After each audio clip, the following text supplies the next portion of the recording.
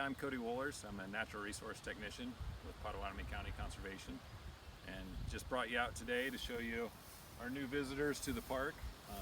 We're doing a grazing project here along Hanaki Trail to try to get our large grazers back on the landscape, to diversify our grassland structure for nesting birds, as well as suppress some of our cool season grasses that are coming in. So we want to suppress this brome and then give a chance for our warm season grasses to come up and flourish once we get into the months of July and August by taking that cool season, that initial layer off.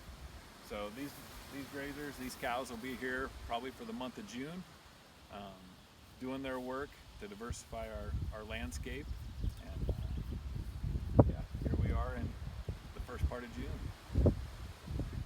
Okay, so these are our other grazers that we have here at Hitchcock currently. And these are our little brush bombs. The goal for these guys is to eat down all the woody vegetation that's undesirable. So behind me you can see how thick it is down on the ground and the understory layer. And these guys will mow that down so we can get in there with our mechanical equipment, or they'll just do the business on their own and take care of some of that vegetation to open up more savanna and better netting.